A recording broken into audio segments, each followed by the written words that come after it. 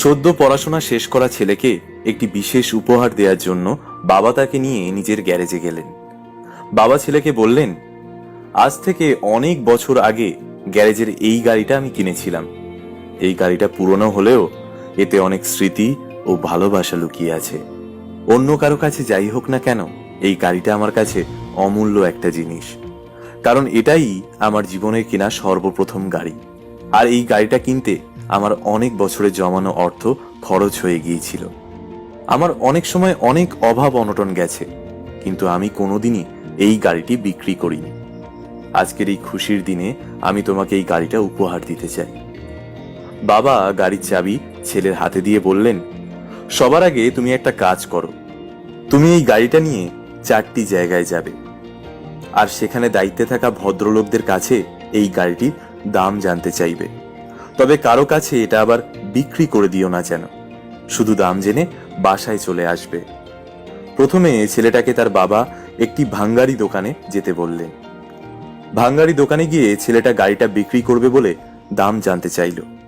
ভাঙ্গারি দোকানদার ছেলেটাকে বলল, এইটা তো খুব পুরানো গাড়ি, এই গাড়িটা সব জিনিসপাতি নষ্ট হয়ে গিয়েছে গা, 5,000 টাকা পাইবেন, চলবো? ছেলেটা বাবার কথা মতো কিছু না বলে সেখান থেকে আবার বাড়ি ফিরে এলো, আর বাবাকে বলল যে ভাঙ্গারি দোকানদার এই গাড়িটার জন্য মাত্র 5,000 টাকা দিতে চায়। এবার বাবা তাকে একটি সবজি দোকানে গিয়ে এই গাড়িটার দাম জানতে বললেন।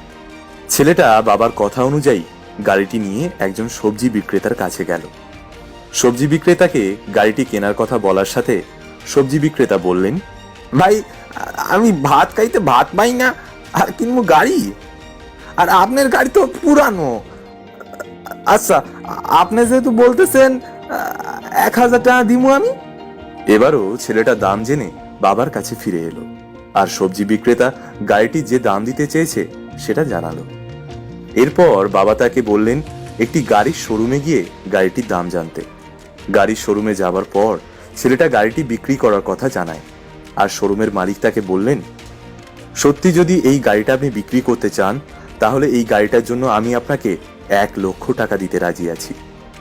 ছেলেটি শোরুমের মালিককে কিছু না বলে বিদায় জানিয়ে বাবার কাছে ফিরে আসে, আর বাবাকে শোরুম থেকে যে দামটা বলা হয়েছে সেটা জানালো। অবশেষে বাবা ছেলেটাকে বললেন একটি পুরাতন গাড়ি নিলাম করে এমন কোম্পানির কাছে নিয়ে যেতে, আর তারা কত দাম বলে সেটা জেনে আসতে। ছেলেটা বাবার কথা মতো শহরের সবচেয়ে পুরাতন গাড়ি নিলাম করে এমন একটা কোম্পানির কাছে গেল। সে গিয়ে সোজা মালিকের সাথে দেখা করে তার গাড়ি বিক্রির কথা জানালো। সেই মালিক গাড়িটা ভালো করে পর্যবেক্ষণ করে দেখলেন, তারপর ছেলেটাকে বললেন, এই গাড়িটা আপনি কিভাবে পেলেন? এটা বিশ্বযুদ্ধের সময় বানানো একটা অতি দুর্লভ গাড়ি, আর এরকম শুধুমাত্র 3টি গাড়ি সে সময় বানানো হয়েছিল। আমি এই গাড়িটার জন্য আপনাকে 50 কোটি টাকা দিতে রাজি আছি। আপনি কি এই মূল্যে রাজি আছেন? ছেলেটা জবাবে বলল, আমি আমার বাবার সাথে কথা বলে আপনাকে জানাবো। ছেলেটা এরকম দাম শুনে খুশিতে আত্মহারা হয়ে বাড়ি ফিরে গেল, আর বাবাকে বলল, বাবা, এই গাড়িটার জন্য আমাকে নিলাম কোম্পানি 50 কোটি টাকা দেবে বলে জানিয়েছে। বাবা জবাবে ছেলেকে বললেন, তুমিও ঠিক এই গাড়িটার মতো, যার মূল্য এক এক জায়গায় এক এক রকম। কখনো যদি সঠিকভাবে মূল্যায়িত না হও, তাহলে মন খারাপ করবে না। একদিন অবশ্যই কারো না কারো কাছে নিজের সঠিক মূল্যটা অবশ্যই পাবে। এমন জায়গায় কখনো থেকো না যেখানে তোমার প্রকৃত মূল্যায়ন কেউ করে না। আমাদের ভিডিওটি যদি আপনার ভালো লেগে থাকে, তাহলে অবশ্যই লাইক, কমেন্ট এবং শেয়ার করতে ভুলবেন না।